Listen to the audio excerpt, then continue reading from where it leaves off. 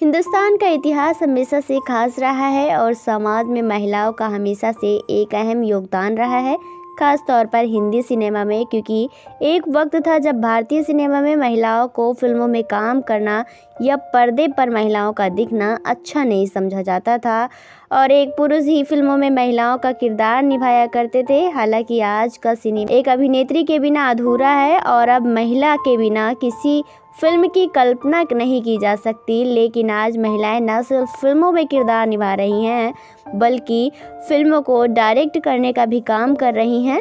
जी हाँ, लेकिन एक वक्त था जब फातिमा बेगम ने रूढ़िवादी विचारों को तोड़कर इस दुनिया में कदम रखा था और सिनेमा को इंडस्ट्री को नया आयाम देने का काम किया।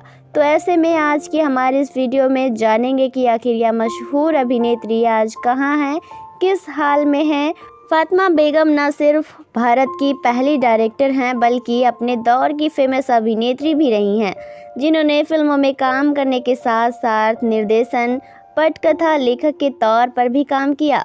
फातिमा बेगम ने अपने आप को सिर्फ निर्देशक तक सीमित नहीं रखा था बल्कि उन्होंने कई फिल्मों की स्क्रिप्ट भी लिखी थी।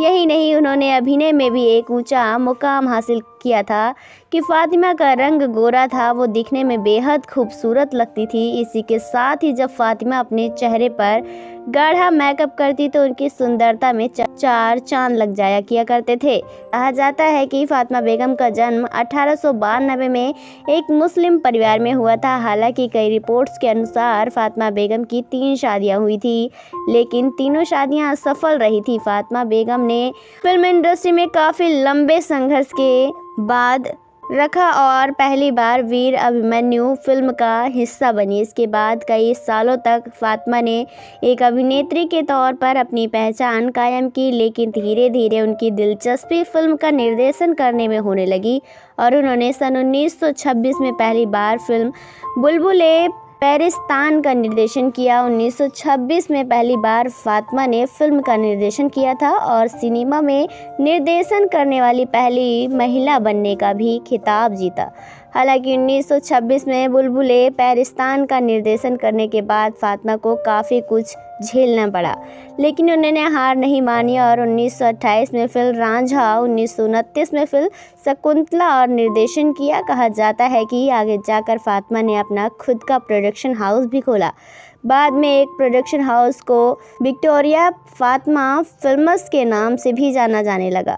हालांकि फातिमा के निजी जीवन को लेकर ज़्यादा कुछ जानकारी तो नहीं है, लेकिन कहा जाता है कि फातिमा ने नवाब सिद्दी इब्राहिम याकूत खान के साथ विवाह किया था, जो सचिन रियासत के नवाब थे। रिपोर्ट्स के अनुसार उनकी 3 बेटियां थीं। एक बेटी का नाम जुवैदा था, लेकिन काफ़ी संघर्ष के बाद फातिमा ने 1983 में दुनिया को अलविदा कह दिया था। बॉलीवुड से अलविदा कहने के बाद फातिमा की विरासत उनकी बेटियों ने संभाला।